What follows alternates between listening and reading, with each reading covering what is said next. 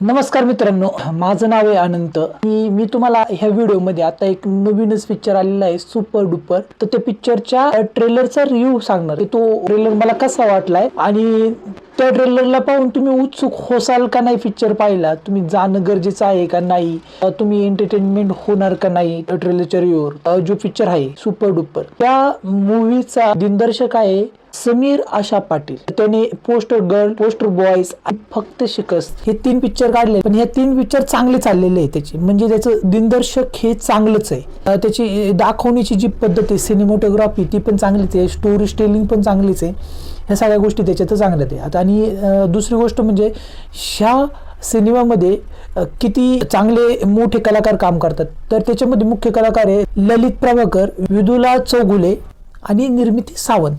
तर हे गडी त्याच्यामध्ये काम करणार होते आणि अजून बरेच नाव आहे, म्हणजे कॅरेक्टर बरेच आहेत।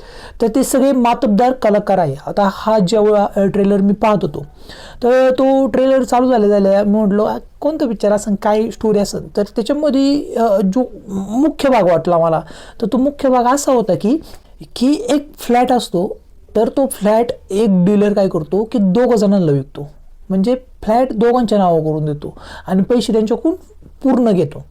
आता एक फॅमिली असते गावातली की तिच्यामध्ये खूप माणसं असतात नाही का, जॉईंट फॅमिली असते गावातल्या, तर त्या पद्धतीची फॅमिली असते। दुसरी फॅमिली असते त्याच्यामध्ये आपले एक साधे जे आता मॉडर्न टाईपमध्ये निघलेले आहेत, त्यामध्ये एक मुलगा आणि एक मुलगी, बास ते दोघांनी आपल्या नाही का कष्टाने एक घर घेतलं असं शहरामध्ये आणि ते घरामध्ये असं लोचा झालेला असतो।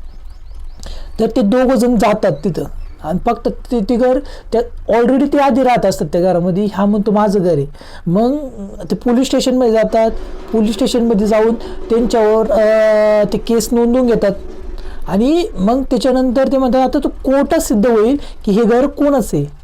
आणि ही जी स्टोरी ज्या प्रकारे दिसती खूप इंटरेस्टिंग आहे, म्हणजे एक नवीनच कल्पना आहे थोडक्यात। याच्या अगोदर आपण अशी कल्पना पण बघितलेली नाही आणि सगळ्यात महत्त्वाचं म्हणजे हे जरा कॉमेडी पण आहे, जो मराठीचा फ्लेवर आहे कॉमेडी आणि त्याच्यानंतर इमोशनल, म्हणजे गावची लोक आणि त्याच्यामध्ये त्याच घरामध्ये हे शहरातली 2 कपल्स पण राहायला सुरुवात करतात।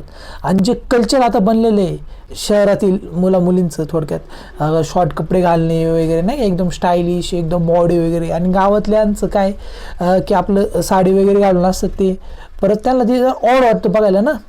तर ते दोघांचे जे असं नाही का विरोधाभास आहे तो ह्या मूवीमध्ये दिसण्यास सुरुवात होते आणि त्याच्यामध्ये एक कॉमेडी पण तारका चालू होतो।